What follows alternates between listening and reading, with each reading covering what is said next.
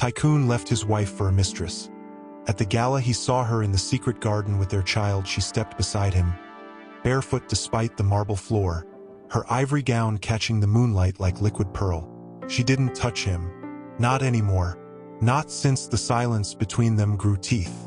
"I'm not brooding," he replied, voice low, eyes still fixed on the skyline. "I'm calculating. The Singapore deal closes tomorrow. Then Dubai. Then what, Adrian?" Her voice cracked, just slightly. A fracture in porcelain. Another tower? Another headline? Another year where you forget to ask how I slept. He turned then, really looked at her. And for the first time in months, maybe years, he saw her. Not the elegant hostess, not the society wife smiling for cameras, but Sophia, the woman who used to dance barefoot in their kitchen at 2 a.m., who memorized his coffee order before he even knew he needed it, who held his hand through his father's funeral when the world expected him to be stone. Her eyes were tired, not from the gala, from life, from him. "You used to look at me like I was your whole world," she whispered. "And you used to look at me like I could do no wrong." He shot back, sharper than he meant to. The guilt made him cruel. She flinched, just a flicker, but he saw it, and hated himself for it. "I still do," she said, voice barely audible over the distant laughter from inside. "That's the tragedy, Adrian. I still believe in the man you were, the one who wrote me letters when you traveled, the one who cried when we lost our first baby, the one who promised me, under the cherry blossoms in Kyoto, that no matter how high we climbed, we'd always climb together." Her words carved into him. He wanted to reach for her, to pull her close and beg forgiveness for the distance, for the missed birthdays, for the nights he chose boardrooms over bedtime stories. But pride was a cage, and he had locked himself inside. "That man is gone, Sophia," he said, turning back to the city. "The world doesn't reward sentiment. It rewards results. And I had to become what this empire needed." She didn't cry, not then, but her silence was louder than any sob. "You didn't have to become a stranger," she said. "You chose to." He heard her footsteps retreat, soft, deliberate, like she was walking away from more than just the balcony, like she was walking out of the life they'd built. Brick by brick, dream by dream. Inside, the gala roared on. Crystal clinked. Laughter bubbled. Billion-dollar deals were sealed with handshakes and smirks. Adrian forced a smile, shook hands, kissed cheeks, accepted praise like a crown he no longer wanted to wear. But all he could see was Sophia's back as she disappeared into the crowd. The way her shoulders didn't slump, they straightened, like she was bracing for a storm only she could feel coming. Later that night, long after the guests had gone, he found her in the library. She was curled in the armchair by the window, moonlight painting her in silver. In her lap, a photo album, open to a page of them, 10 years younger, sunburnt and laughing on a beach in Santorini. Leo was a dream then, a whispered maybe someday. He stood in the doorway, throat tight. "You still keep that?" he asked. She didn't look up. "I keep everything you've forgotten." He stepped closer. "Sophia, I'm trying." She finally met his eyes, and what he saw there shattered him. "No, Adrian, you're surviving. There's a difference." He wanted to argue, to list his achievements, his sacrifices, his intentions. But the truth sat heavy between them. He hadn't been trying to save them. He'd been trying to save himself. From vulnerability, from need, from love that asked too much. "I don't know how to fix this," he admitted, voice raw. She closed the album gently. "Maybe you're not supposed to fix it. Maybe you're supposed to let it break, so something real can grow in its place." She rose then, placed the album on the shelf, didn't look back. He stood there, alone, as the clock struck midnight. The empire he'd built felt like ash in his mouth. He didn't know it then, but that night was the last time he'd see her in their home. The last time he'd hear her voice echo through those halls.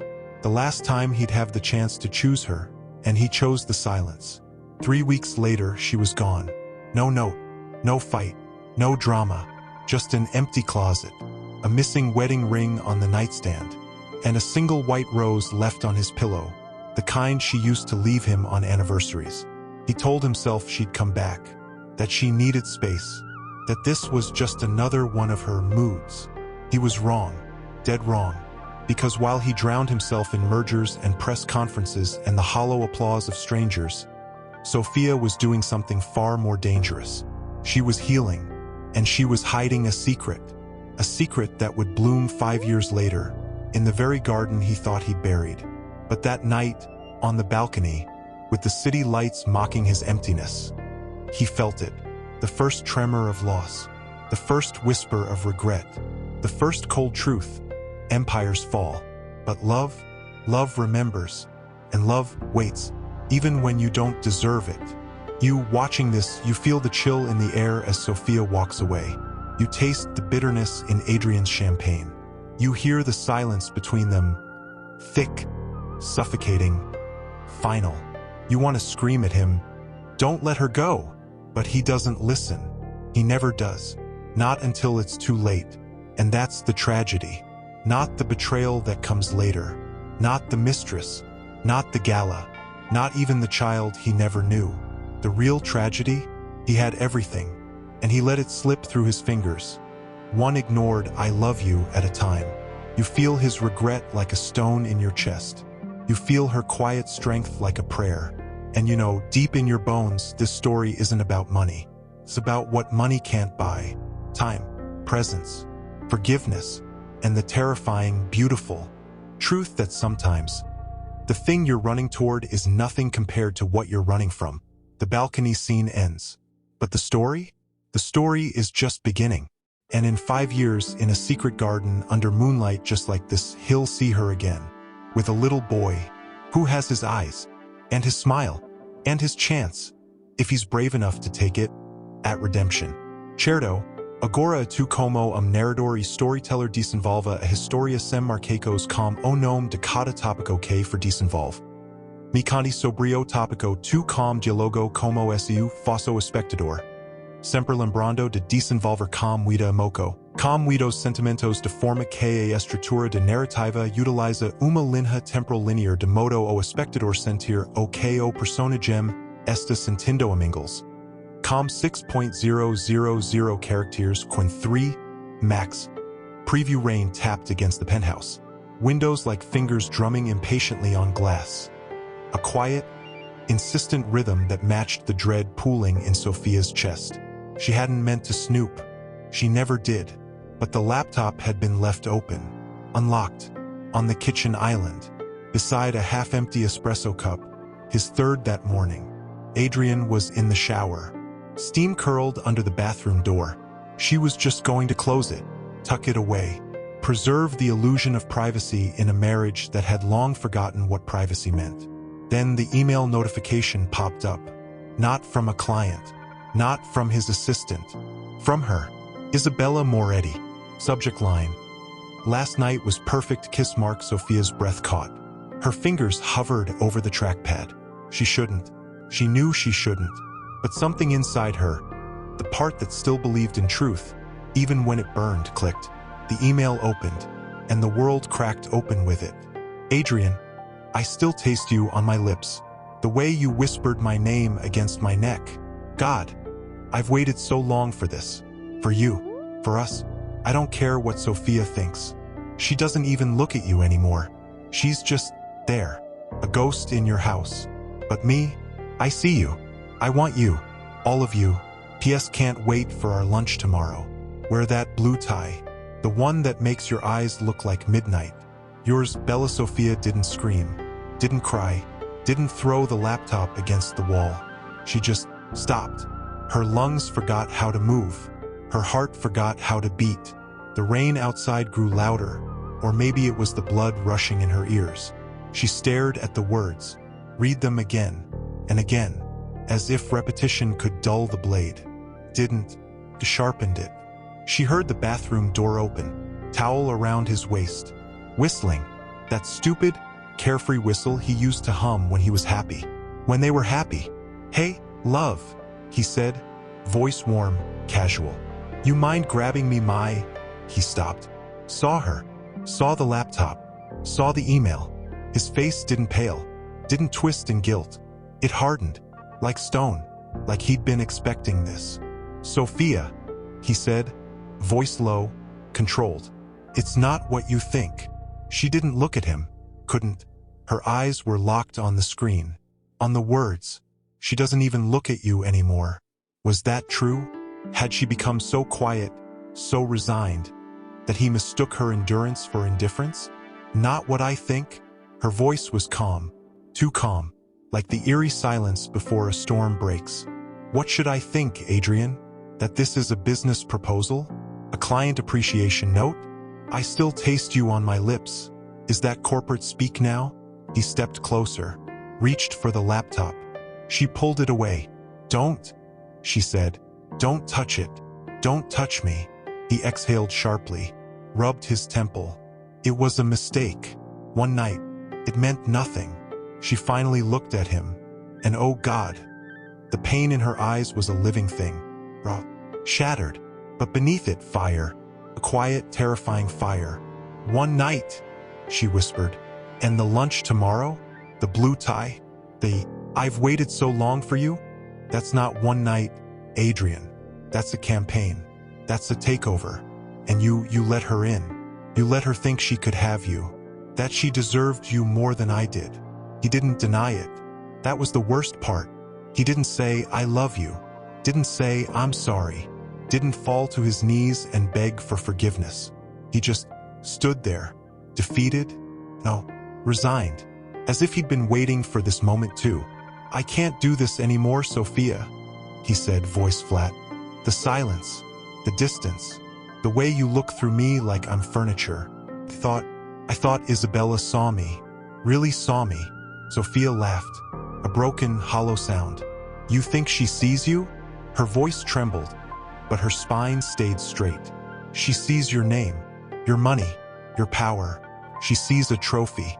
But me, Adrian, I saw you, the real you, the scared boy who cried when his dog died, the man who held my hair back when I was sick, the husband who promised to grow old with me, wrinkles, stretch marks, and all.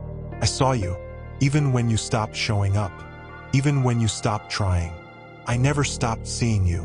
He looked away, couldn't hold her gaze. And that's when she knew. It wasn't about Isabella. It was about him. He didn't want to be seen, because being seen meant being known. Being known meant being vulnerable. And vulnerability, that was the one thing Adrian Volkov could not afford. "I want a divorce," he said, just like that. No discussion, no negotiation, no grief, just paperwork. Sophia didn't argue, didn't plead, didn't scream. She closed the laptop, placed it gently on the counter, turned to him, and for the first time in years, she smiled. Not a sad smile, not a bitter smile, a freeing smile. "Fine," she said. "Divorce me, marry her, build your perfect, polished life with your perfect, hungry architect. But know this, Adrian, when you wake up beside her, and she calls you baby with her red lips, and you realize she doesn't know how you take your coffee, or that you hate the sound of rain on Tuesdays, or that you cry during Pixar movies, don't come looking for me." She walked past him, didn't touch him, didn't look back. He called after her. "Sophia, wait. At least let's talk about, I'm 5 weeks pregnant," she said, voice steady as steel. He froze. "What?" She turned then, eyes blazing. "You heard me. 5 weeks. Your child, growing inside me.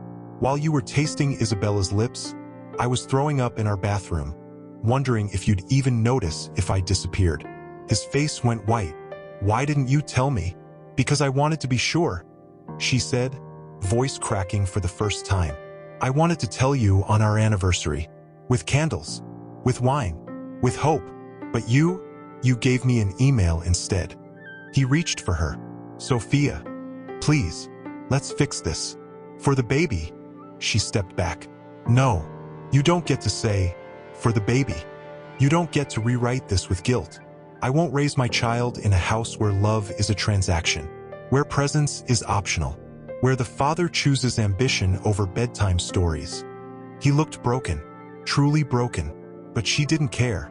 Not anymore. "I'll send my lawyer the papers," he whispered. "Do that," she said. And then she walked out. Not dramatically, not with a slam, just gone, like she'd been erased. You feel it, don't you? The cold tile under her bare feet as she walked away. The weight of the secret she carried. A life, a future, a hope tucked beneath her ribs like a hidden jewel. You feel the sting of his betrayal, not just the affair, but the ease of it. The way he discarded 15 years like outdated blueprints. You feel her rage, quiet, controlled, lethal. But more than that, you feel her power. She didn't break, she bent. And in bending, she became unbreakable. You want to scream at Adrian. "She's carrying your child, you fool." But he doesn't hear you. He's too busy mourning the version of himself he thinks he lost. Too busy pretending this is liberation. When really, it's the beginning of his undoing. Weeks passed. The divorce papers arrived. Cold, clinical, generous. He offered her half his empire. Cars, properties, stocks, a monthly allowance that could feed a small country. She refused it all. Took only what was hers, her grandmother's pearls, her dance shoes, a box of letters he'd written her in the early years, and the deed to the old countryside house. The one with the secret garden. The press called it amicable. It wasn't. It was a burial. She vanished from society pages, from galas, from his world. He told himself it was for the best. Told Isabella they could start fresh. Told his board he was emotionally streamlined. But at night, alone in the penthouse, he'd walk into the kitchen, stare at the espresso machine, and wonder if she was okay. If they were okay. He never called, never texted, never dared, because deep down, he knew some doors, once closed, don't open again. And some secrets, they don't stay buried. They grow, quietly, patiently, in the dark, until one day, they bloom, right where you least expect them. In a secret garden, crawling up its sides, shutters creaking in the wind, and behind its moss-covered gate, the secret garden. Adrian had once called it their sanctuary. Now, it would be her fortress, her cathedral, her womb. She arrived with one suitcase, a box of prenatal vitamins, and a heart stitched together with silence. No staff, no cameras, no society, just birdsong, rustling leaves, and the slow, sacred rhythm of seasons turning. She didn't tell anyone she was pregnant. Not her mother, not her sister, not even the village doctor. Not until she had to. She told them she needed peace, that the city air made her lungs ache, that she wanted to write a book, teach dance again, live simply. They believed her, because Sophia had always been good at smiling through storms. But alone, in the quiet, with her hands pressed against the swell of her belly, she wept. Not from sadness, from fury. Fury that Adrian would never feel the first kick. Fury that he wouldn't be there when she craved pickles at 3 a.m., or when her ankles swelled like balloons, or when she whispered secrets to the life inside her. Secrets only a mother knows. "You're going to have his eyes," she'd murmur, tracing circles on her skin. "But you'll have my laugh, my stubbornness, my love for rainy days and old books and dancing barefoot in the grass." She planted flowers in the garden. Roses, jasmine, lavender, things that bloomed fiercely, even in shade. She painted the nursery herself, soft blues and creams. Not because she knew the gender, but because she refused to let fear choose the color of her child's world. And when the contractions came, sharp, sudden, in the middle of a thunderstorm, she didn't panic. She lit candles, put on Chopin, and breathed, alone, with only the midwife, a kind, silver-haired woman named Alara who had delivered half the village, by her side. "You're so brave," Alara whispered, holding her hand as Sophia pushed through the pain. Sophia gritted her teeth. "I'm not brave. I'm furious. And that's what's getting me through." When the cry pierced the air, high, strong, alive, Sophia collapsed back against the pillows, drenched in sweat and tears. Alara placed the squirming, red-faced bundle on her chest. "He's perfect," the midwife whispered. Sophia looked down and saw him, not Adrian the Tycoon, not Adrian the betrayer, Adrian, the The boy who once held her hand under cherry blossoms. The man who cried when his dog died. The husband who whispered, "I love you," against her forehead before dawn. The baby had his nose, his brow, the curve of his lips, but his eyes, oh, his eyes were hers. Deep brown, curious, already searching. She traced his cheek with a trembling finger. "Leo," she whispered. "Your name is Leo." She didn't know why she chose it. Maybe because lions were fierce, protective, loyal. Maybe because it was short, strong, unbreakable, like she needed to be. She kissed his forehead. "I'm so sorry he's not here," she murmured. "But I promise you, my love, you will never be alone. You will never be unloved. You will never be unwanted." She meant every word. Months passed. Leo grew, gurgled, grasped her finger with tiny, determined fists, learned to crawl through sun-dappled grass, to laugh at butterflies, to reach for the roses in the secret garden, only for Sophia to gently pull his hand back. "Not yet, my love," she'd say. "Thorns first, petals later." She taught him the names of flowers, the songs of birds, the way the wind changed before rain. She never spoke ill of his father, never called him names, never whispered, "He left us." Instead, she'd say, "Your father is a man who got lost, but that doesn't mean he didn't love you. He just didn't know how to stay." She didn't lie. She didn't sugarcoat. She protected, without poisoning. And Leo? He thrived. Curious, gentle, fearless. At 2, he'd stand on tiptoes to water the lavender, humming off key. At 3, he'd ask, "Mama, why don't I have a daddy like Tomas?" Her heart would clench, but she'd kneel, cup his face, and say, "You have me, and that's enough. But one day, if you want to know him, I'll tell you everything." At 4, he started drawing pictures, stick figures with big smiles. One labeled Mama, one labeled me, and one unlabeled, tall, with scribbled hair, always standing a little apart. She never asked who it was. She didn't need to. One evening, as the sun bled gold over the hills, Sophia sat on the garden bench, Leo curled asleep in her lap, his breath warm against her collarbone. She pulled out the only photo she kept of Adrian, not from their wedding, not from galas, from a picnic years ago. Him laughing, grass in his hair, feeding her a strawberry. She stared at it, not with hate, not with longing, with grief, for what was, for what could have been, for the father her son deserved. She kissed Leo's forehead. "I won't hide you forever," she whispered, "but I won't throw you to him either.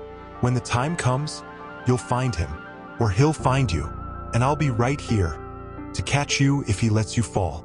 She tucked the photo away, stood, carried Leo inside, and locked the garden gate behind her. You feel the weight of her solitude, don't you? The ache in her shoulders as she carried not just a child, but the ghost of a marriage. You feel the tenderness in her hands as she braided Leo's hair, sang him lullabies, kissed his scraped knees. You feel the rage, quiet, simmering, when she passed a mirror and saw Adrian's eyes staring back at her from her son's face. You want to shake her, tell him, he has a right to know. But then you remember the email, the blue tie, the way he said, "I want a divorce," like he was canceling a subscription. And you understand, this isn't punishment, this is protection. She's not hiding Leo from Adrian. She's hiding Adrian from Leo, until he's ready, until Leo is ready, until the world is ready. But here's what Sophia doesn't know. Adrian did try to find her, not out of love, not at first, out of guilt. He hired investigators, traced bank transactions, followed whispers. They told him she'd vanished into the countryside, bought no cars, used no credit cards, lived off the land, taught dance to village children for eggs and bread. No phone, no internet, no trace. The investigator said, "She doesn't want to be found, Mr. Volkov." He stared at the report, at the single photo attached. Sophia, hood pulled low, buying milk at a roadside stand, her belly barely showing, her face peaceful. He touched the screen, whispered, "You're pregnant." And for the first time since the divorce, he wept, not for losing her, but for losing them, the child, the future, the family he didn't realize he still wanted until it was gone. He didn't call off the wedding to Isabella, didn't cancel the Dubai deal, didn't sell the penthouse, but he started visiting the old countryside house from afar, parking his car at the edge of the woods, watching the smoke curl from the chimney, listening for laughter on the wind. He never approached, never knocked, never dared, because what would he say? Sorry, I chose her lips over your heart? Sorry, I didn't know you were carrying my son? Sorry, I'm too late? So he watched, and waited, and wondered if one day she'd let him in, if one day he'd deserve to. But time doesn't wait, and secrets? They have roots, deep ones, and roots grow until they break through stone, until they bloom, right where you buried them, in a secret garden, with a child who doesn't know his name, and a father who doesn't know he exists. But soon, very soon, they'll meet, under moonlight. 5 years of Sophia waking before dawn, not to the buzz of a phone or the weight of expectations, but to the soft sigh of her son curled beside her, one tiny hand flung across her chest like an anchor. She sold the last of her jewels the winter Leo turned 2, a diamond necklace Adrian had given her on their 5th anniversary. So you never forget how much you're worth, he'd whispered, fastening it around her throat. She'd smiled then. Now, she handed it to the pawnshop owner without flinching. The money bought Leo's first pair of proper shoes, winter boots, a stack of picture books, and a wooden rocking horse he still slept beside, even though he'd long outgrown it. She didn't miss the money, didn't miss the galas, didn't miss the name Mrs. Volkov. What she missed? The silence. Not the quiet of the countryside. That was sacred. That was healing. No, she missed the silence between them. The way Adrian used to sit beside her on the couch, reading, not speaking, but his knee brushing hers, a silent tether. The way he'd hum off-key in the shower. The way he'd sigh when he came home, dropping his keys on the counter like a punctuation mark to his day. She missed him. Not the tycoon, not the betrayer, the man. And that terrified her, because love, once buried, doesn't always stay dead. Sometimes it waits, like a seed under frost. She taught, dance now, not in mirrored studios with sprung floors, but in the village hall, barefoot on worn wooden planks. Children came with tangled hair and mismatched socks, mothers watching from folding chairs with thermoses of tea and tired smiles. Sophia didn't charge much. Sometimes she charged nothing. A basket of apples, a jar of honey, a hand-knitted scarf for Leo. Miss Sophia, why do you dance with your eyes closed? Little Mara asked one afternoon, twirling in a lopsided circle. Sophia smiled. Because when I close my eyes, I remember what dancing feels like when no one's watching. When it's just you, and the music, and the joy. Leo sat cross-legged in the corner, drawing. Always drawing. Trees, flowers, people with too many arms and too big smiles. And always a tall figure standing just outside the circle, watching. She never asked him about it. But sometimes at night, she'd find the drawings tucked under his pillow. She'd trace the lines with her fingertip and whisper, "I'm sorry, my love. I'm so sorry he's not here to see you."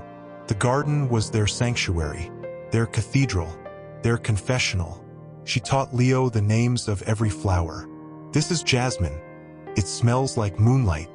This is rosemary, for remembering. This is thistle, beautiful, but don't touch.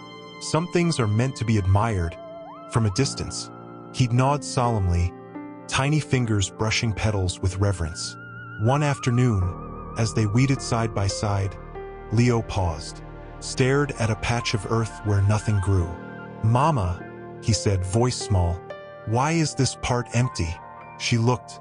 It was the spot where, years ago, she'd buried Adrian's old watch, the one he'd left behind the morning he walked out. She dug it up later, meaning to throw it away, but she couldn't, so she buried it instead, like a body. "Some things," she said softly, "need time to heal before anything new can grow there." Leo frowned. "Like my tummy when I fell off the swing?" She laughed. pulling him close. "Exactly like that, my love." He leaned into her, warm and solid. "Will it grow flowers someday?" "Maybe," she whispered, "if we're patient, if we're kind to it." He nodded. "I'll sing to it, every day." And he did. She never spoke of Adrian, not in anger, not in longing. But sometimes, when Leo asked about fathers, when Tomas bragged about his dad teaching him to fish, or when Lila brought a drawing of her whole family to school, Sophia would kneel, take Leo's face in her hands and say, "You have everything you need, right here, my love, my time, my heart. But if you ever want to know about him, I'll tell you the truth. All of it, the good, the bad, the beautiful, the broken. You'll decide what to do with it. Not me, not him, you." Leo would study her face, his eyes, so much like Adrian's, searching hers for cracks. "Is he bad?" he asked once, voice barely above a whisper. Sophia swallowed. "No, my love. He's lost. And sometimes lost people hurt the ones they love. Not because they want to, but because they don't know how else to survive." Leo was quiet for a long time. Then, "Will he find us?" She didn't lie. "I don't know." But here's what she didn't tell him, what she didn't dare whisper even to herself. Adrian had found them. Not all the way, not close enough to touch, but close enough to see. She'd spotted the black car first. Sleek, foreign, out of place. Parked at the edge of the woods, half hidden by pines. Once, then twice, then every other Thursday, like clockwork. She never approached, never waved, never acknowledged, but she knew. She'd stand at the kitchen window, pretending to wash dishes, watching as the silhouette behind the wheel sat motionless for hours. Sometimes, he'd get out, walk to the edge of the tree line, stare at the house, at the garden, at the swing Leo had outgrown but still used, legs pumping, hair flying. Once she saw him raise a camera. She stepped back from the window, heart hammering, hands shaking. That night, she locked every door, every window, sat with Leo's head in her lap, stroking his hair until his breathing slowed. "He won't take you," she whispered to the dark. "Not unless you want him to." Leo started asking more questions. "Mama, why do we never go to the city?" "Because the air here is sweeter, my love." "Mama, do I have grandparents?" "Yes, and one day, if you want, I'll take you to meet them." "Mama, do you ever miss him?" That one cut deep. She didn't answer right away, just held him tighter. "Yes," she finally whispered. "I miss the man I thought he was, the man I hoped he'd become, but I don't miss the pain, and I will never miss him more than I love you." Leo was quiet. Then, "I think I'd like to see him, just once, to see if he has my eyes." Sophia's breath caught. She didn't cry, didn't panic, didn't say no. She just kissed his forehead. "And when you're ready, my lion, we'll decide together." But fate doesn't wait for readiness.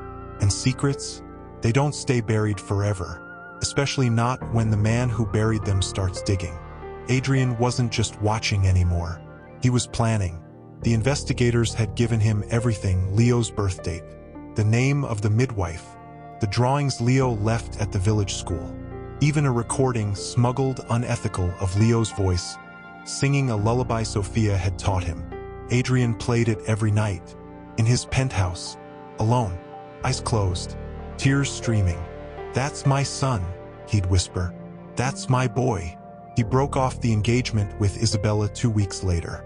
Quietly, coldly. No explanation, the papers said. There was an explanation. A 5-year-old boy with his eyes, and a woman who'd turned his absence into armor. He bought the land surrounding Sophia's house, not to take it from her, but to protect it. He paid off the village council to block any development, hired discreet guards to patrol the woods, not to approach her, but to keep others away. He even, God help him, started sending anonymous donations to the village dance hall. New mirrors, sprung floors, heating for winter. Sophia noticed. Of course she did. She didn't thank him, didn't acknowledge. But one night, after Leo was asleep, She walked to the edge of the garden, stared into the darkness where the black car usually sat, and whispered, "I see you, Adrian. I always have." The invitation arrived on a Tuesday. Thick cream paper, gold embossing, the Volkov Foundation Gala, benefiting children's arts programs. And at the bottom, handwritten in a script she knew too well, "For Sophia and Leo, if you're willing." She didn't cry, didn't rage, didn't burn it. She held it, felt the weight of it, felt the past pressing against the present. Leo found her standing there, still as stone. "Mama? What's that?" She looked down at him, at his curious eyes, his trusting smile, and made a decision. Not for Adrian, not for revenge, for Leo. "We're going," she said softly. Leo's eyes lit up. "To a party?" She nodded. "To a party." He threw his arms around her waist. "Will there be cake?" She laughed, blinking back tears. "There will be cake, my love, and music, and dancing, and him," Leo asked, voice small. She cupped his face. "Yes, my lion, and him. You feel it, don't you?" The tremor in her hands as she folds the invitation. The ache in her chest as she watches Leo spin in excitement, unaware of the storm they're walking into. You feel Adrian's desperation. The way he stares at that recording, replaying Leo's laugh like a prayer. You feel the village holding its breath, sensing change on the wind. And you feel the garden waiting. The roses are in bloom. The jasmine is heavy with scent. The empty patch of earth? Leo's been singing to it every morning. And something is starting to push through the soil. Green, tender, alive. The gala is in 3 weeks. And when they walk through those doors, when Adrian sees his son for the first time, when Leo looks up and whispers, "Is that him, Mama?" Nothing will ever be the same again. Because some secrets don't just bloom, they explode. And this one is about to detonate. Right in the heart of everything Adrian thought he'd rebuilt. Right in front of everyone who thought he'd won. And right where Sophia swore he'd never find them. In the secret garden, where it all began, where it all ends, or begins again. You can't look away. You won't look away, because you need to know what happens when a father meets the son he never knew. What happens when a mother faces the man she never stopped loving. What happens? She hadn't touched it since the day it arrived. Hadn't moved it, hadn't hidden it. Just let it sit there, under the morning sun, under the afternoon shadow, under the candlelight at night. A silent, ticking bomb. Leo, of course, noticed. "Mama," he said one morning, perched on a stool, swinging his legs, spoon halfway to his mouth. "Why do you keep looking at that paper like it's gonna bite you?" She stirred her tea, didn't look up. "It's just an old friend inviting us to a party." "Is it the tall man?" Leo asked, voice casual, eyes sharp. Her spoon clinked against the porcelain. She didn't lie. "Yes." Leo was quiet for a long moment. Then, "Will he be happy to see me?" The question cracked something open inside her. Not grief, not fear. Hope, fragile, dangerous, beautiful. "I don't know, my love," she whispered, "but I think he'll be surprised." The days crawled. Sophia didn't prepare, didn't shop, didn't plan. She moved through the house like a ghost, folding laundry, watering plants, braiding Leo's hair, all while the invitation burned a hole in her periphery. Until the night before, she stood in front of her closet. Not the walk-in marble monstrosity of the penthouse, but the small wooden one in the cottage, smelling of cedar and lavender. Inside, hanging like a relic, was her last gala gown. Ivory silk, beaded neckline, the one she wore the night Adrian proposed, under the stars, drunk on champagne and promises. She hadn't looked at it in 5 years. Now she pulled it out. Dust motes danced in the lamplight as she held it up. Still fit. Of course it did. She hadn't changed. Not really. The body was the same. The heart, that had scars. She laid it on the bed. Leo appeared in the doorway, pajamas rumpled, stuffed rabbit dangling from one hand. "Are you wearing the shiny dress?" he asked, eyes wide. She nodded. If you think I should. He patted over, touched the fabric. It's pretty, like moonlight. She smiled. You're going to look very handsome too. New suit, shiny shoes. He wrinkled his nose. Do I have to wear shoes? Yes. Do I have to smile at people I don't know? If you want to, or you can just hold my hand. He considered this. Then, will he try to talk to me? Sophia knelt, took his face in her hands. If he does, you decide what to say. Or if you say anything at all. You're not there for him, Leo. You're there because you wanted to go, because you asked. This is your choice, your power, your moment, not his. Leo studied her, then nodded, solemn as a judge. Okay, I'll decide. She pulled him close, kissed his forehead. That's my lion. Morning came too fast. Rain lashed against the windows. Hard, insistent, like the universe trying to warn her. Leo didn't care. He bounced on the bed, suit half on, socks mismatched, grinning like it was Christmas. Sophia dressed slowly, zipped the gown, slipped on the pearl earrings, the only jewelry she hadn't sold. The ones Adrian gave her on their first anniversary. So you always remember you're priceless, he'd said. She almost left them behind. But then Leo appeared in the doorway, eyes lighting up. You look like a queen, Mama. She swallowed. And you, my love, look like a prince. He beamed. They drove in silence. The black town car, hired for the day, rolled through winding country roads, then onto the highway, then into the glittering beast of the city. Leo pressed his face to the window. It's so loud. It is, Sophia said softly, and bright, and crowded. But we won't stay long, just long enough for you to see and decide. He nodded, didn't speak again. The mansion loomed ahead, all marble and glass and arrogance. Adrian's new empire, his monument to moving on. Sophia's stomach twisted. It was built on the exact spot where their old country house once stood, where Leo took his first steps, where she buried Adrian's watch, where she whispered secrets to her unborn child. He hadn't just moved on, he'd erased and rebuilt on top of their bones. Leo squeezed her hand. Mama, you're shaking. She forced a smile. Just cold. He didn't believe her, but he didn't call her on it. Valets rushed forward as they pulled up. Cameras flashed, society reporters, bloggers, influencers. Sophia kept her head high. Leo clung to her side, wide-eyed but silent. They passed through the grand doors, into the roar, crystal chandeliers, gilded ceilings, a string quartet sawing away in the corner, women in jewels, men in tuxedos, laughter like broken glass. Sophia felt like she'd stepped into a museum of her past life. Every face turned, every whisper followed. Is that Sofia Volkov? She looks untouched. Who's the boy? Oh my God. Look at his eyes. She didn't flinch, didn't speed up, didn't hide.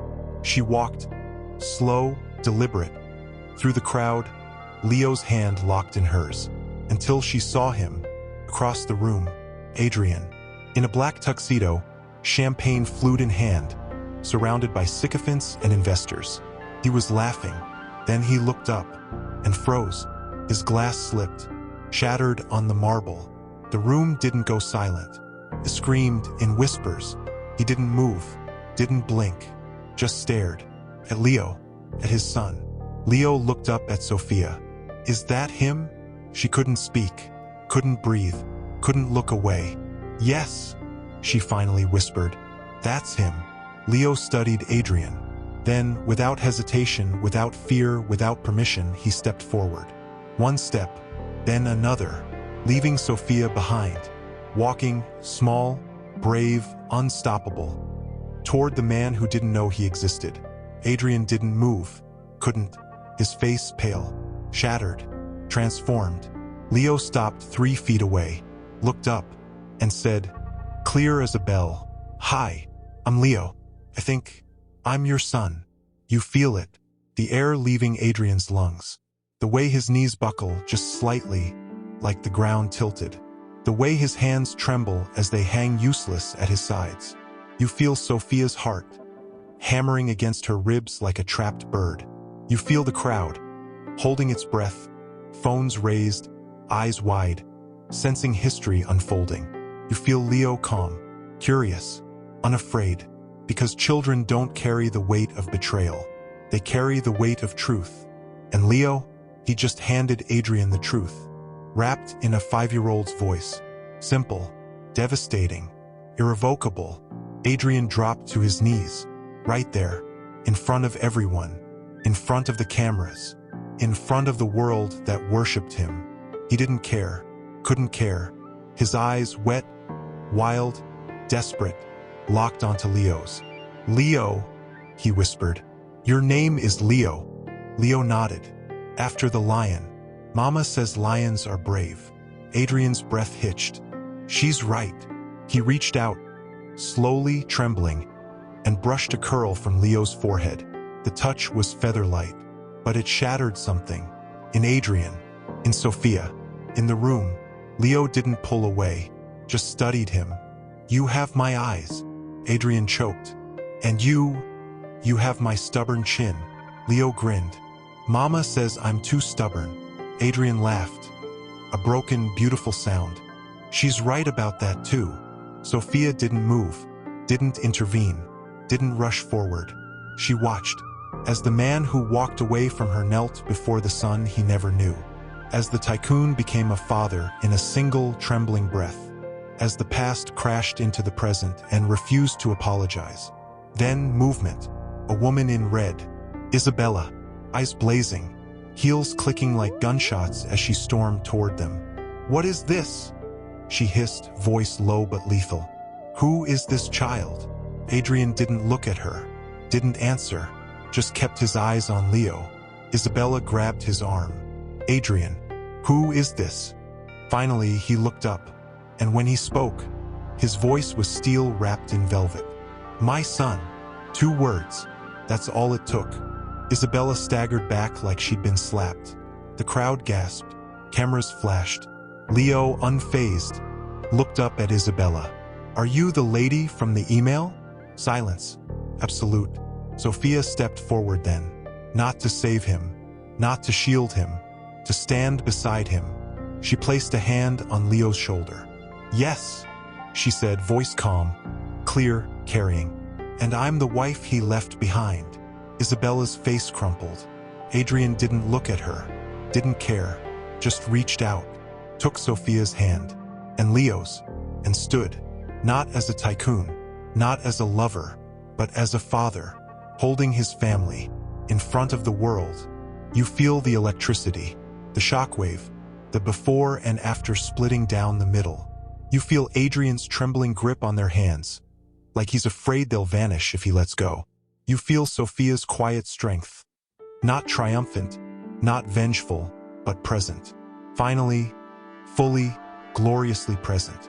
You feel Leo, squeezing his father's hand like it's the most natural thing in the world. Because to him, it is. They don't speak, don't explain, don't perform. They just stand, together, in the eye of the storm. And then Leo tugs Adrian's hand. "Can we see the garden?" he asks. "Mama says there's a secret one." Adrian looks at Sophia, eyes begging, heart bleeding. "Please," he whispers. "Show me." She doesn't smile, doesn't nod, just turns, and walks, not away, ahead, leading them, through the crowd, through the whispers, through the shattered glass of the past, toward the garden, the secret garden, where it all began, where it all ended, where it's all about to begin again. You can't breathe, you won't breathe, because you know, behind those garden walls, nothing will be the same. Not for Adrian, not for Sophia, not for Leo, and not for you, because you're no longer watching a story. You're standing in it, heart pounding, hands shaking, waiting for the garden to speak, for the past to rise, for the truth to bloom, wild, untamed, unstoppable. And you're not ready, but it doesn't matter. Leo stepped through first, small hand slipping from hers, eyes wide with wonder. "Whoa," he breathed. It was more beautiful than she remembered. More alive. Moonlight silvered the petals. Fireflies blinked like fallen stars. The scent of night-blooming jasmine hung thick in the air, sweet, dizzying, nostalgic. Adrian followed, silent, barely breathing. His tuxedo jacket was gone now, tossed somewhere in the chaos of the gala.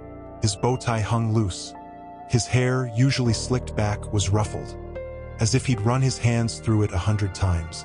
He looked undone, not broken, unraveled, like every thread holding him together had been pulled loose by a 5-year-old's voice. Leo wandered ahead, drawn to a marble fountain, dry now, moss creeping over its edges. He ran his fingers along the stone. "Did you play here, Mama?" Sophia nodded, throat tight. "Every day. With him." Leo glanced back at Adrian. She didn't answer, didn't need to. Adrian stepped forward then, slow, careful, like he was walking through a dream he feared would vanish. "This is where I proposed to her," he said, voice rough, eyes fixed on a patch of roses near the arbor. "Right there." She was barefoot. "I was nervous. Dropped the ring in the grass. Took me 10 minutes to find it." Leo giggled. "You're silly." Adrian's lips twitched. I am." Sophia didn't move, didn't speak, just watched. Watched the way his shoulders shook when he looked at Leo. Watched the way his fingers curled and uncurled at his sides, like he wanted to reach out, but didn't dare. Leo wandered to the far corner, to the patch of earth Sophia had told him was healing. He crouched, touched the soil. "Mama," he called. "Something's growing here." She walked over. Adrian followed, hovering a few feet behind. Sure enough, tiny green shoots, defiant and bright, pushing through the dark earth. Leo beamed. "I told you singing would help." Sophia smiled. "You were right, my love." Adrian knelt beside him. Not too close, just near. "What did you sing?" he asked, voice soft. Leo shrugged. "The lullaby Mama sings. The one about the moon and the lion." Adrian's breath hitched. He looked at Sophia. "You still sing that?" She didn't answer. Couldn't. Because that lullaby? She'd written it the night she found out she was pregnant. Sung it to her belly every night. To Leo every night since. And Adrian, he'd never heard it. Until now. Leo, oblivious, patted the soil. "It's gonna be a big flower. Maybe a sunflower. Or a lion flower." Adrian laughed. Quiet, broken, beautiful. "I hope so." Silence fell. Not heavy, not awkward, just full. Of everything unsaid, of everything undone. Leo stood, brushed dirt from his knees. Then, without warning, he turned to Adrian. "Will you come visit us?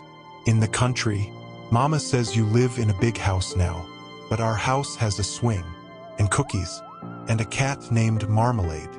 Adrian's eyes flooded. He looked at Sophia, begging, pleading, terrified. She didn't say no, didn't say yes, just held his gaze. And in that silence, he understood. It wasn't up to him. It was up to Leo. And Leo, he was already walking away, toward a cluster of lavender humming off-key. Adrian stood, slowly, turned to Sophia. "I didn't know," he whispered. "I swear to God, Sophia, I didn't know." She didn't cry, didn't rage, didn't soften, just looked at him, really looked, at the lines around his eyes, the gray at his temples, the tremor in his hands. "You had a choice," she said, voice low, steady. "You chose her. You chose the gala. You chose the empire. You didn't choose us." He flinched. "I was lost. We all get lost," she said. "But you didn't look for us. Not really. You watched. You waited. You sent money. You bought land. But you never knocked. Never called. Never wrote. You let me raise him alone. I was afraid," he choked out. "Afraid you'd hate me. Afraid you'd keep him from me. Afraid I didn't deserve him." "You don't," she said, and the words cut. Not with cruelty, but with truth. "Not yet. But he offered you a chance. Just now. With that question. Will you come visit us? That's your son, Adrian. Not a boardroom, not a deal, not a trophy, a child. And he's giving you something you didn't earn. Adrian's tears fell then. Silent, shameful, real. I want to earn it, he whispered. Please, let me try. She didn't answer, didn't need to, because Leo was calling. Mama, look. They turned. Leo stood beneath the old cherry tree, the one Adrian had planted for her on their first anniversary. Its branches, bare in winter, now heavy with blossoms. He was holding something, a small carved wooden lion, worn smooth with time. Adrian froze. That's mine, he whispered. Sophia nodded. You left it behind, the morning you walked out. Leo found it in the attic last year. He sleeps with it. Leo ran over, beaming. It's my favorite. He looks brave. Like me. Adrian dropped to his knees again. Not for show, not for pity, because his legs couldn't hold him. He reached out, slowly trembling, and took the lion from Leo's hands, ran his thumb over its chipped ear, its chipped mane. I carved this for you, he whispered, voice breaking. Before you were born.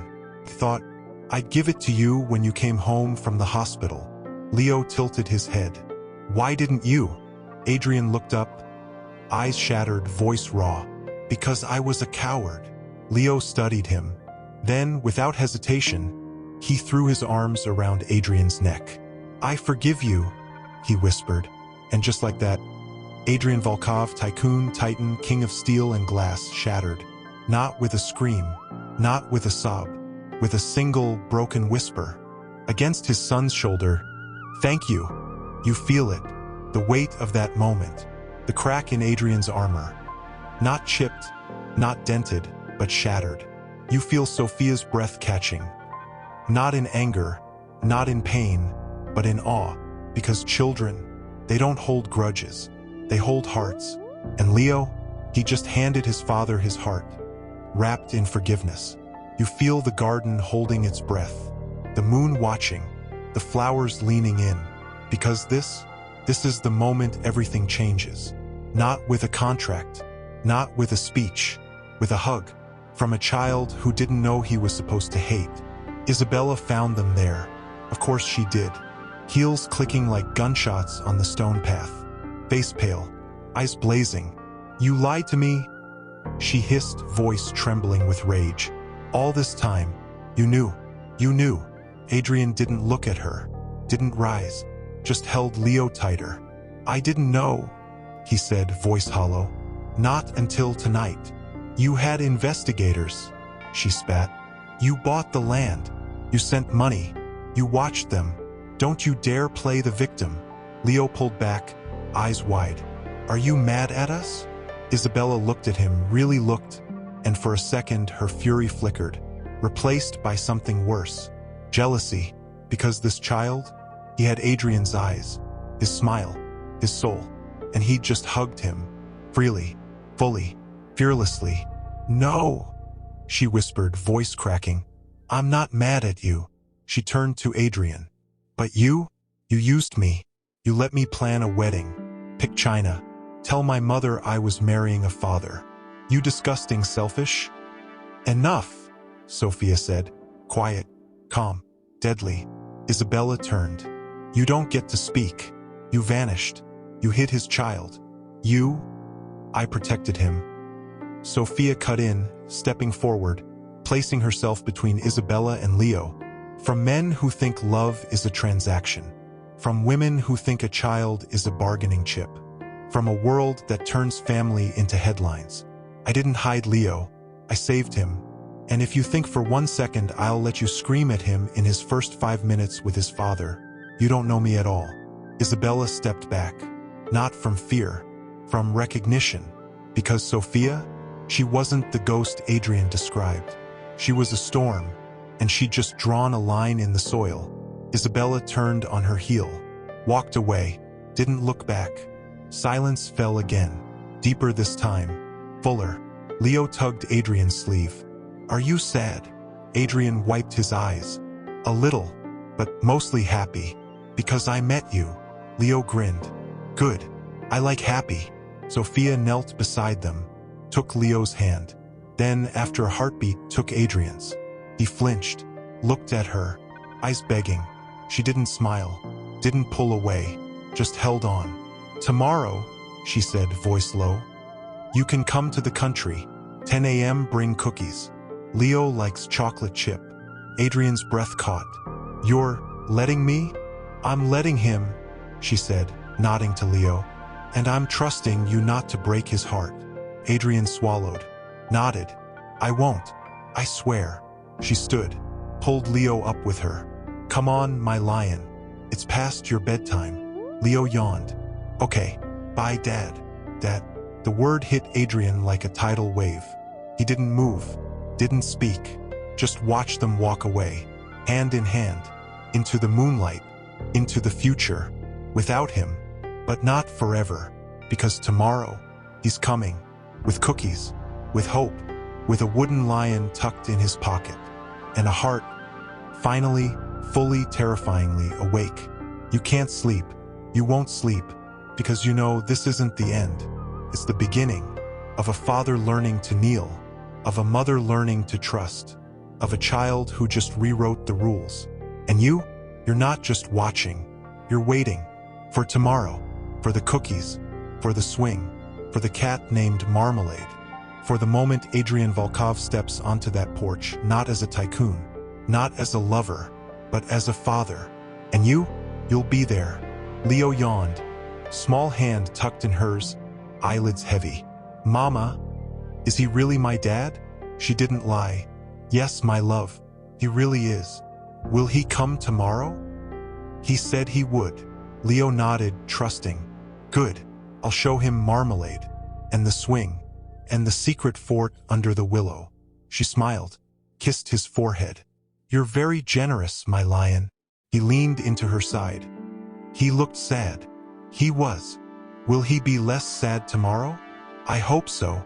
The car ride home was quiet.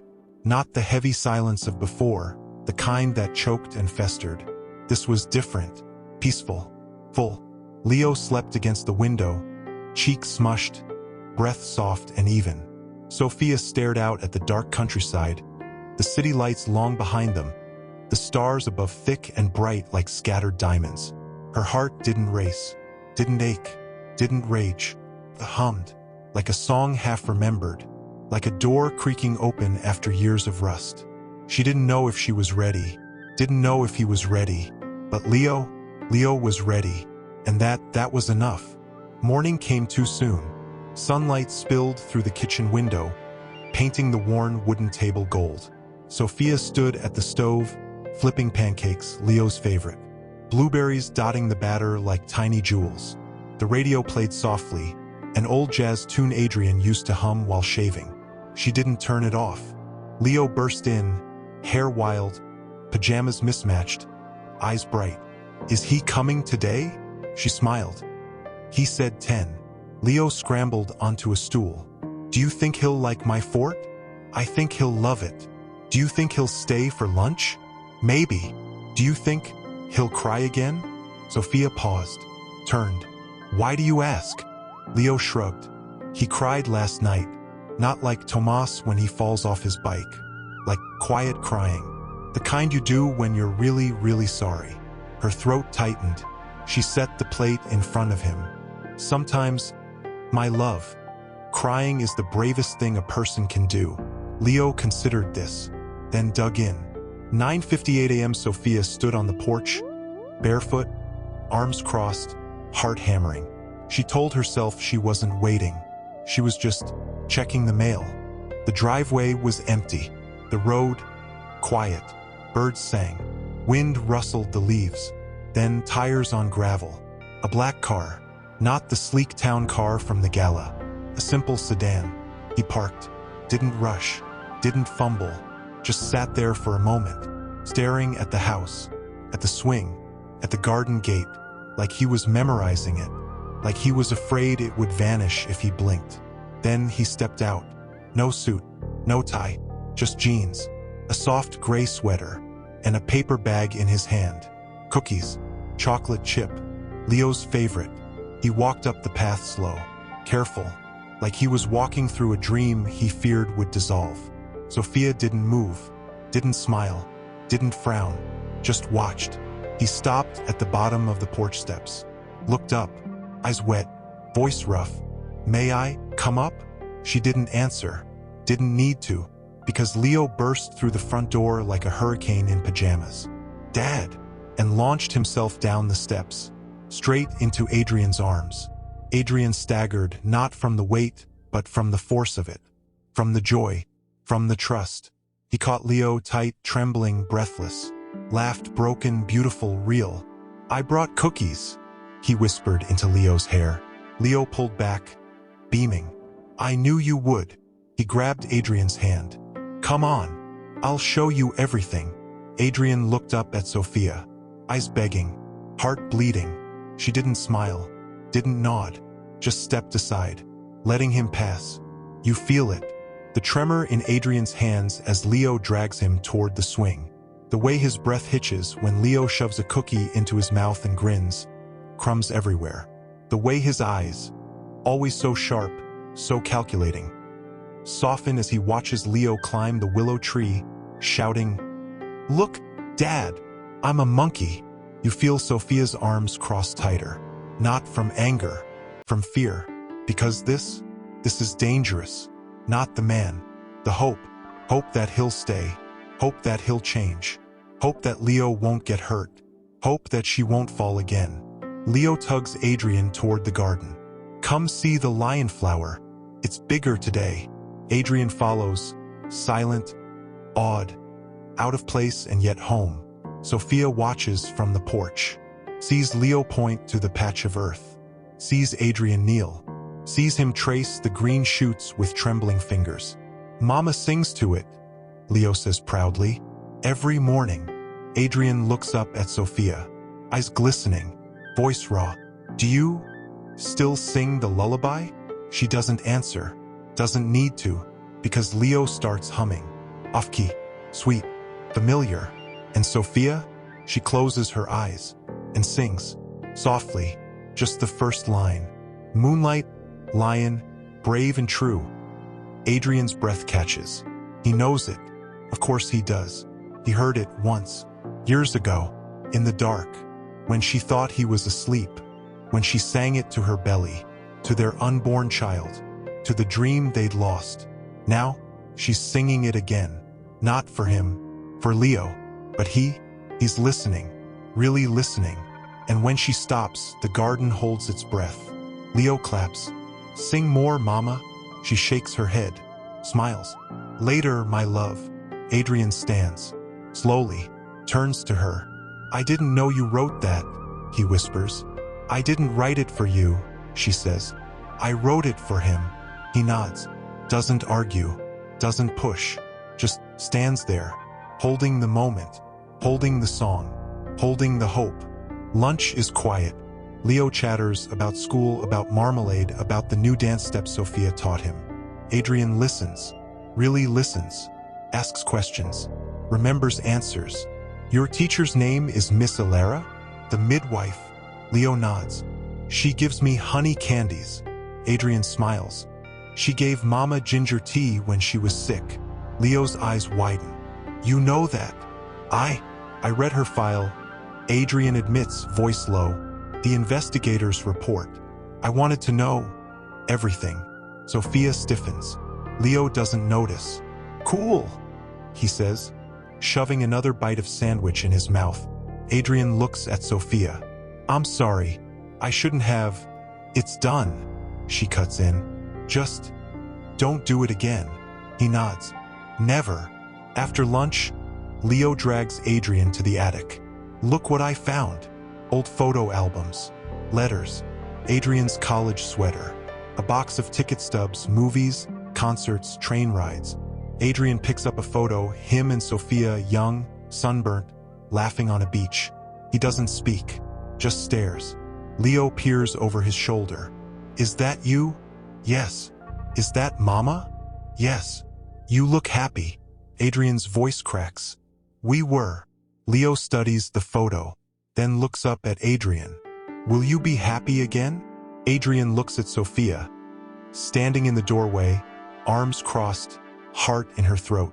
"I don't know," he whispers, "but I'd like to try." Leo grins. "Good, because happy is better than sad. And cookies are better than broccoli." Adrian laughs, real, deep, healing. Sophia doesn't smile, but her arms uncross, just a little. 4:58 p.m. The sun dips low, shadows stretch long. Leo is asleep on the couch, stuffed lion clutched to his chest, cookie crumbs on his cheek. Adrian stands by the door, keys in hand, jacket on. He doesn't move, just stands there, looking at Leo, looking at Sophia. "Thank you," he whispers, "for today." She doesn't say, "You're welcome," doesn't say, "Come back," just nods. He takes a step toward the door, then stops, turns. "One more thing." She tenses. He reaches into his pocket, pulls out a small velvet box. Her breath catches. "Not a ring. Please, not a ring." He opens it. A key. Simple. Silver. Worn. "The garden gate," he says. "I had a copy made.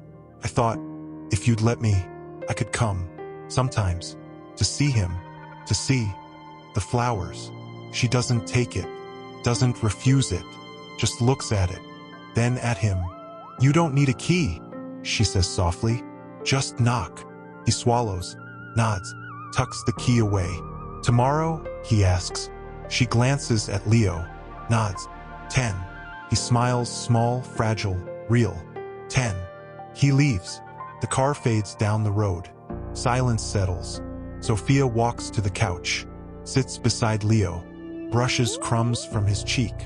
He stirs. Sleepy eyes blink open. "Is Dad gone?"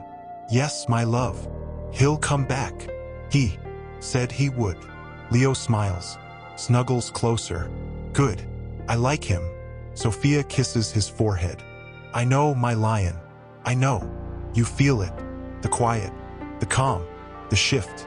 Not a storm, not a scream, a whisper, a door left open, a key offered and not taken, a child asleep, safe, loved, whole, a man driving away, not in triumph, not in defeat, but in hope, and a woman standing in the doorway, watching the road, waiting, not for him, for herself, for the moment she decides. Is she ready to forgive? Is she ready to trust? Is she ready to love again? You don't know, and that's the beauty, because tomorrow he'll be back. 10. With cookies, with hope, with a heart, finally, fully, terrifyingly awake. And you'll be there, holding your breath. She kept replaying yesterday, Adrian's trembling hands, his quiet tears, the way he looked at Leo, like he was seeing the sun for the first time after years in a cave. The key, the cookies, the way he said thank you, like it was the most sacred word he'd ever spoken, terrified her. Not because he was dangerous, but because he was changing. And change was unpredictable. Change could break you or remake you, and she wasn't sure which one she wanted. Leo bounced out of bed at 8:03 a.m., hair wild, eyes bright, voice already shouting. "Is Dad coming today? Did he bring more cookies? Can we go to the garden? Can we sing to the lion flower? Can we?" She pulled him into a hug, tight, sudden, desperate. He stilled. "Mama, you okay?" She kissed his forehead. "Just hold still for a second, my lion." He did, small arms wrapping around her neck, warm, solid, real. "I love you," she whispered. "I love you too," he mumbled into her shoulder. "Even when you squish me." She laughed, shaky, wet, real. 9:55 a.m. She stood at the kitchen window, mug of tea gone cold in her hands, eyes fixed on the driveway. Empty. Wind rustled the leaves. Birds sang. Leo chattered in the living room, building a fort out of couch cushions. Her heart hammered, not from fear, from anticipation. She hated it. Hated how her body remembered him. Hated how her soul leaned toward him, like a flower toward the sun, even after winter. Hated how Leo's joy had softened the edges of her rage. Hated how easy it was to forget the email, the blue tie, the way he said, "I want a divorce," like he was canceling a subscription. She gripped the mug tighter. Don't fall. Don't soften. Don't let him back in. 9:59 a.m. tires on gravel. Her breath caught. The black sedan rolled to a stop. Same as yesterday, but different. Today he didn't sit in the car. Didn't hesitate. He stepped out, fast, eager, almost boyish. No cookies today. No paper bag. Just him. And a single sunflower. Tall, bright, unapologetically alive. He walked up the path. Not slow, not careful, but certain. Like he belonged here. Like he'd been coming here for years. Like he wasn't afraid anymore. Sophia's throat tightened. Leo burst through the front door like a tornado in mismatched socks. "Dad!" and launched himself down the steps. Adrian caught him, laughing, spinning him, voice bright. "Whoa, Lion, you're getting heavier." Leo giggled.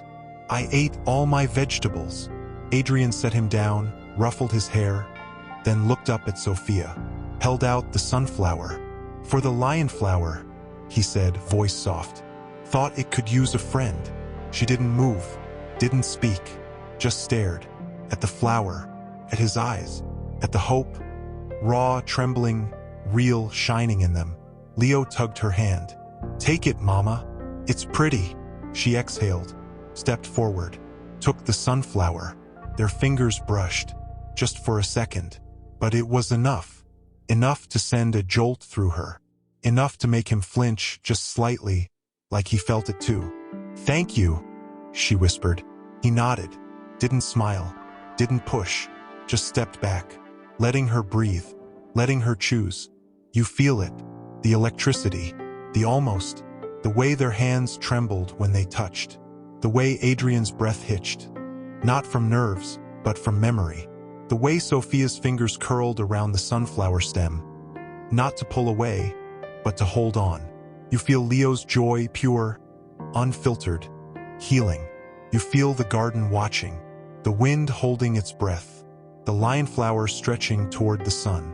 And you're not just watching, you're waiting for the moment she breaks, for the moment he kneels, for the moment the past stops haunting them and starts healing them. They spent the morning in the garden. Leo showed Adrian the fort under the willow. Adrian helped him rebuild it, stronger, taller, with a secret tunnel made of old planks. Leo taught him the names of the flowers. Adrian pretended to forget, just so Leo could teach him again.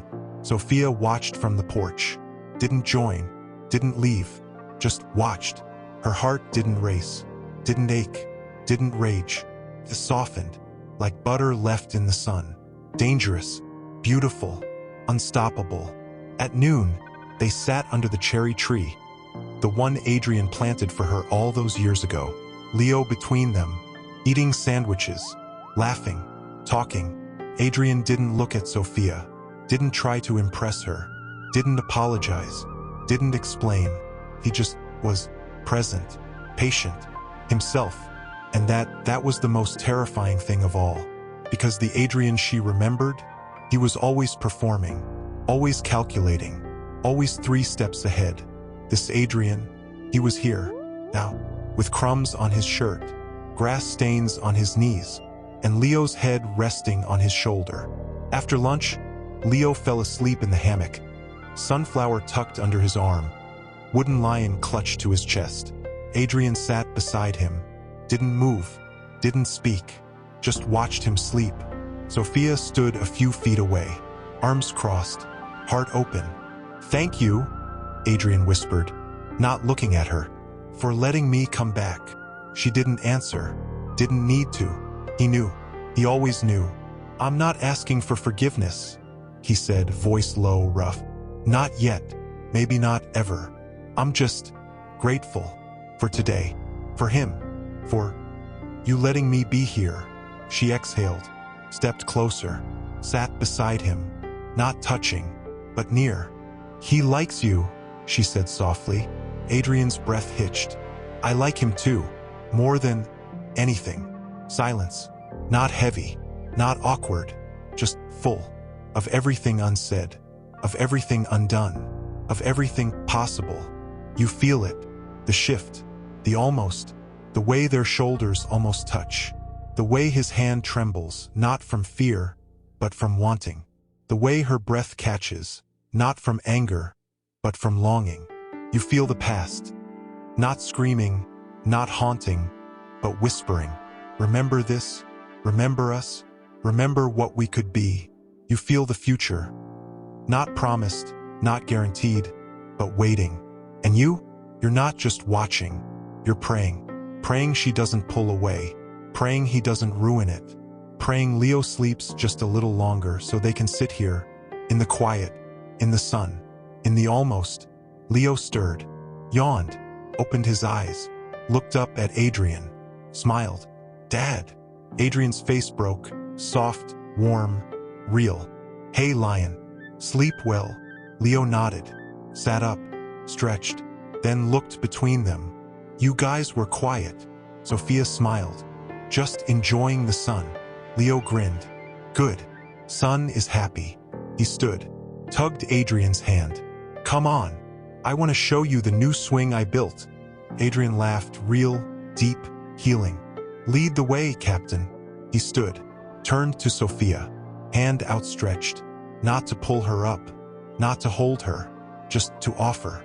She looked at it, at his eyes, at the hope, raw, trembling, real, shining in them. She took it, not because she was ready, not because she forgave him, but because Leo was watching, and because she wanted to.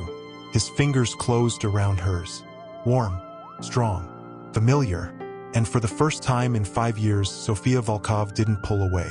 She held on. You feel it, the tremor in his hand, the catch in her breath, the way Leo beams, like he just witnessed a miracle. Because he did. Not a grand gesture, not a declaration, just a hand, a touch, a choice. And you're not just watching, you're believing. Believing in second chances, believing in forgiveness, believing in love. Not the kind that shouts, but the kind that whispers, the kind that waits, the kind that blooms, even in the darkest soil, even after the longest winter, even when you least expect it. The afternoon passed in a blur of laughter, grass stains, and cookie crumbs. At 4:58 p.m., Adrian stood by the car, keys in hand, jacket on, Leo clinging to his leg. Come back tomorrow?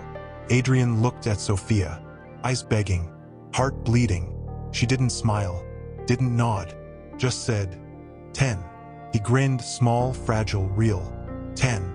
He hugged Leo, long, tight, whispered something in his ear. Leo beamed. I will. Then Adrian turned to Sophia, didn't speak, didn't move, just looked at her, like he was memorizing her, like he was afraid she'd vanish if he blinked. She didn't pull away, didn't look down, just held his gaze. And in that silence, he leaned in, not to kiss her, not to hold her, just to brush his lips against her forehead. Soft, quick, sacred. I'm not going anywhere, he whispered. Then he walked away, got in the car, drove off, leaving her standing there, heart pounding, hands trembling, forehead burning. Leo tugged her hand. What did he whisper to me? Sophia looked down, smiled. What did he say? Leo grinned. He said, tell your mama I'm all in. She laughed, shaky, wet, real. All in, she whispered. And for the first time in 5 years, she believed him. You feel it, the shift, the almost, the way her hand trembles, not from fear, but from hope. The way the garden sighs, not from wind, but from joy. The way the lion flower stretches taller, not from sun, but from love. And you're not just watching, you're waiting. Waiting for tomorrow, waiting for 10, waiting for the moment they stop being broken and start being whole. Again, together. Because some stories don't end with a bang. They end with a whisper, a hand, a forehead, a sunflower, and a promise I'm all in. And he didn't bring grand gestures, didn't bring diamonds, didn't bring promises. He brought presents. And that was the most dangerous gift of all. Because presents rebuilt trust. Presents mended cracks. Presents made you forget why you ever left. Sophia didn't let herself soften, didn't let herself hope, didn't let herself feel. She watched, she waited, she guarded Leo's heart like a fortress. But Leo opened the gates, wide, unafraid. Every morning, he'd sprint to the door before Adrian even knocked. Every afternoon, he'd fall asleep with his head on Adrian's shoulder. Every night, he'd whisper, "Mama, Dad said he's going to teach me to fish next weekend. Can we go?" And Sophia? She'd nod, smile, say yes, because how could she say no? How could she deny her son the father he'd dreamed of? How could she deny herself the man she'd never stopped loving? But love is a wildfire, and she was standing too close. It happened on a Thursday. Rain lashed against the windows, hard, insistent, like the sky was grieving. Leo was at his friend Tomas's house for a sleepover. Sophia sat by the fire, book in hand, tea gone cold. She didn't hear the car, didn't hear the knock, just felt the shift in the air, like the world tilting. Then the door opened. Adrian stood there, soaked, hair plastered to his forehead, suit ruined, eyes wild. "Sophia," he breathed. She stood. "What's wrong? Is it Leo?" "No," he said, voice raw. "He's fine. Tomas's mom texted me. They're baking cookies." She exhaled. "Then why are you here? In this storm?" He stepped inside, didn't take off his coat, didn't sit, just stood there, trembling, drenched, desperate. "I couldn't wait until tomorrow," he whispered. She stiffened. "Adrian, I need to say it." He cut in, voice breaking. "I need to say it now, before I lose my nerve, before you shut me out again, before I ruin this." She didn't move, didn't speak, just watched the rain drip from his sleeves, watched his hands shake, watched his soul, raw, bleeding, real, spill out onto her floor. "I was wrong," he said, voice low, rough, trembling. "Not just about Isabella, not just about the divorce, about everything. I thought love was weakness. I thought family was a distraction. I thought success was the only thing that mattered. And I was wrong, so wrong. I lost you, I lost him, I lost myself, and I don't deserve to get any of it back. But God, Sophia, I need to, not for me, for Leo, for you, for the man I want to be, the man you always saw, even when I didn't." She didn't cry, didn't move, didn't speak, just watched the tears mix with the rain on his cheeks, watched his shoulders shake, watched his pride, the armor he'd worn for decades, shatter at her feet. "I don't want your forgiveness," he whispered. "Not yet, maybe not ever. I need you to know, I'm not the man I was. I'm trying, every day, to be better, to be here, to be present, to be worthy of Leo, of you, of this." He gestured to the house, the fire, the life she'd built without him. "I'm not asking for a second chance. I'm asking for a first one, as the man I am now, not the ghost of who I was." Silence, thick, heavy, full. The fire crackled. The rain drummed, her heart hammering, not from fear, from recognition, because this wasn't performance. This wasn't manipulation. This was truth, raw, ugly, beautiful. She stepped forward, slow, deliberate, stopped inches from him, looked up, into his eyes, still wet, still wild, still his. "You left me," she whispered. "You chose her. You chose the gala. You chose the empire. You didn't choose us." He flinched. "I know. You didn't fight for us. I should have. You didn't even look for us. Not really. You watched. You waited. You sent money. But you never knocked. Never called. Never wrote. I was afraid," he choked out. "Afraid you'd hate me. Afraid you'd keep him from me. Afraid I didn't deserve him. You didn't," she said, voice sharp, clear, cutting. "Not then. Not now. Not ever. Leo is mine. He's ours. But he's not a prize. Not a trophy. Not a redemption arc. He's a child. And he's fragile. And if you hurt him, if you disappear again, if you choose work over bedtime, if you break his heart, I will burn your world to the ground. Do you understand me? He didn't flinch. Didn't look away. Just nodded. I understand. She stepped closer. So close their breaths mingled. So close she could feel the heat of him. Even soaked. Even shaking. I don't forgive you, she whispered. Not yet. Maybe not ever. But I believe you. I believe you're trying. And for Leo, that's enough. For now. He closed his eyes. A single tear slipped free. Thank you, he breathed. She didn't hug him. Didn't kiss him. Didn't pull away. Just reached up. Brushed the rain from his cheek. Soft. Slow. Sacred. Go home, Adrian, she whispered. Change your clothes. Drink something warm. Come back tomorrow. At 10. He opened his eyes. Looked at her. Really looked. Like he was memorizing her. Like he was afraid she'd vanish if he blinked. I'll be here, he whispered. Then he turned. Walked out. Into the rain. Leaving her standing there. Heart pounding. Hands trembling. Cheek burning where her fingers had touched his. You feel it. The electricity. The almost. The way her breath catches. Not from anger, but from longing. The way his shoulders shake. Not from cold, but from relief. The way the fire crackles, not from wood, but from possibility. You feel the past. Not screaming, not haunting, but whispering. Remember this? Remember us? Remember what we could be. You feel the future. Not promised, not guaranteed, but waiting. And you're not just watching. You're praying. Praying she doesn't pull away. Praying he doesn't ruin it. Praying Leo sleeps just a little longer so they can sit here, in the quiet, in the storm, in the almost. The next morning, he arrived at 9:58 a.m. dry, clean, smiling, with a thermos of hot chocolate and a new book for Leo. Leo sprinted to the door. Dad, you're early. Adrian laughed. Couldn't wait. He stepped inside. Looked at Sophia. Eyes soft. Voice gentle. Good morning. She nodded. Morning. Didn't smile.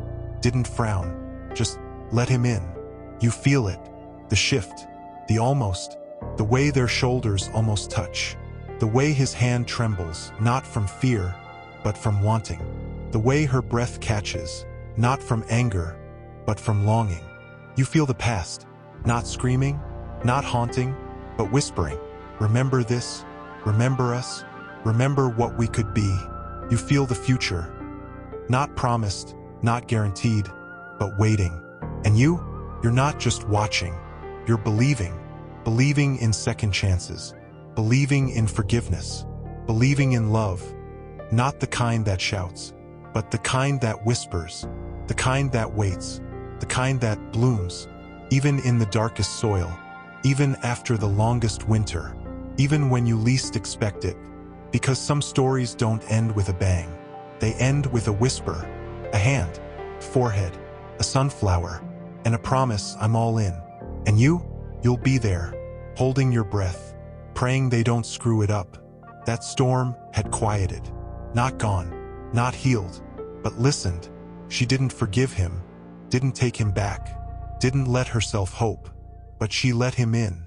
Every morning, 10, with Leo beaming between them, with cookies, with kites, with quiet afternoons under the cherry tree, with bedtime stories read in Adrian's low, warm voice, with Leo falling asleep, not with his lion, but with his father's hand resting gently on his back. It was dangerous, beautiful, unstoppable. And then she came, Isabella, not in headlines, not in rage, but in silence, in shadow, in the kind of quiet that screams. It was a Tuesday, golden afternoon. Leo was napping. Adrian was in the garden, fixing the swings rope, humming off-key sleeves. Rolled up, dirt on his hands, smile on his lips. Sophia sat on the porch, book in hand, tea cooling, heart calm. Then tires on gravel. Not the familiar hum of Adrian's sedan. A sleek, silver coupe. Foreign. Expensive. Out of place. Her breath caught. She didn't move. Didn't stand. Just watched. Watched the door open. Watched the stiletto step out. Watched the red dress. Sharp, tailored, lethal. Sliced through the sunlight like a warning. Isabella. Hair perfect. Makeup flawless. Eyes cold. Calculating. Hurt. She didn't walk. She glided. Up the path. Past the lion flower. Now taller, brighter, blooming wild. Past the swing Adrian had just fixed. Past the cherry tree. To the porch. Stopped. Looked down at Sophia. Smiled. Not warm. Not kind. Deadly.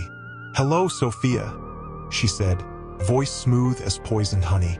"Still playing house in the countryside?" Sophia didn't flinch. Didn't rise. Just closed her book.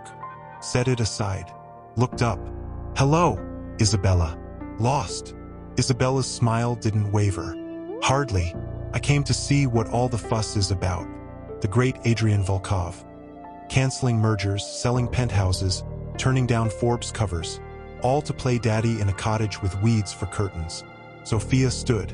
Slow. Deliberate. Stepped to the edge of the porch. Looked Isabella in the eye. "You don't get to talk about my son." Isabella's smile flickered. Just for a second.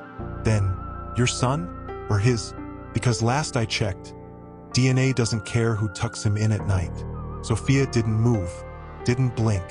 Just held her gaze. "Leave." Isabella laughed. Sharp, brittle, hollow.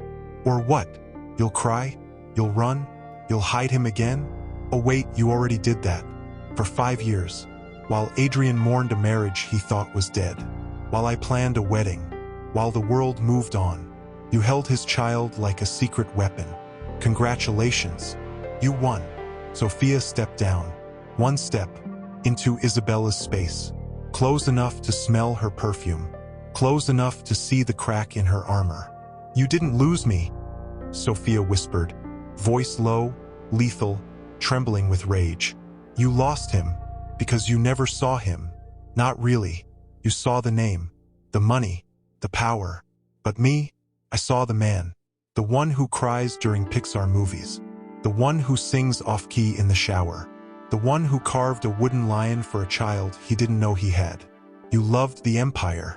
I loved the man. And that's why he's here. Not with you. With us." Isabella's face paled.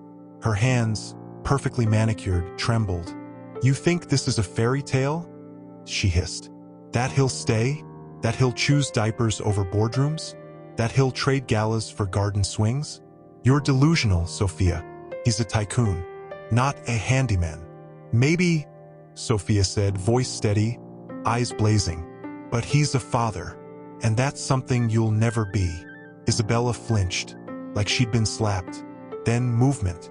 Behind her, Adrian, standing at the edge of the garden, wrench in hand, face pale, eyes wide. "Isabella," he breathed. She turned, looked at him, really looked. And for the first time, Sophia saw it. Not rage, not jealousy, grief. "You didn't tell me," Isabella whispered. "Not really, not the truth. You said you didn't know. You said it was a shock. But you knew.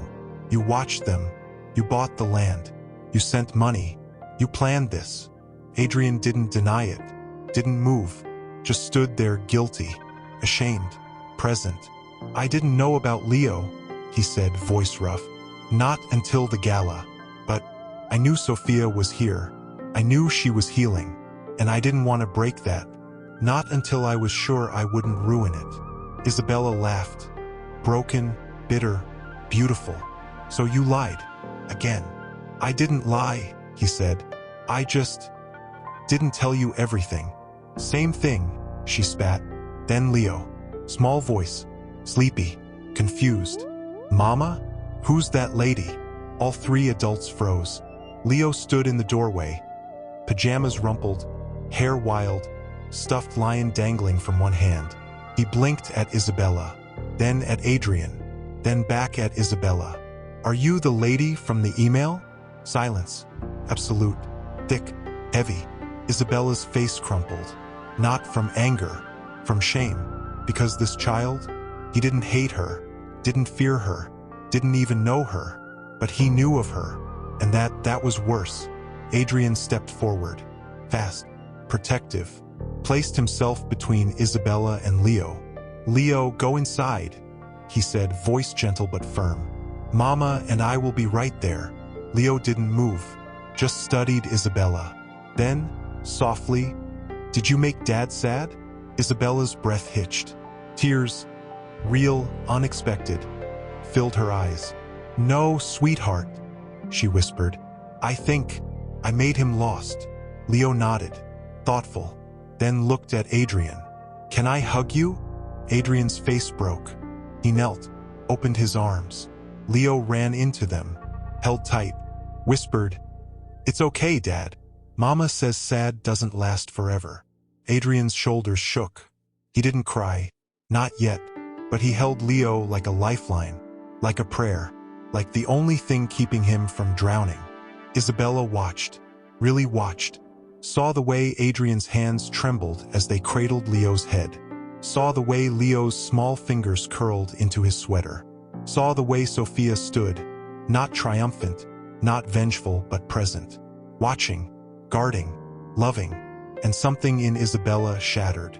Not with rage, with recognition. She turned to Sophia, voice soft, raw, real. "You won," she whispered. "Not because you're better, but because you loved him when he was broken. And I only loved him when he was whole." Sophia didn't smile, didn't gloat, just nodded. "Love isn't a prize, Isabella. It's a choice. Every day, even when it's hard, even when he's lost, even when he doesn't deserve it." Isabella wiped her eyes, didn't look at Adrian, didn't look at Leo, just turned, walked away, didn't run, didn't scream, just left, like a ghost realizing it no longer belonged. You feel it, the shift, the weight, the way the air changes, not lighter, not heavier, but cleaner, like a storm passed, like a wound lanced, like a truth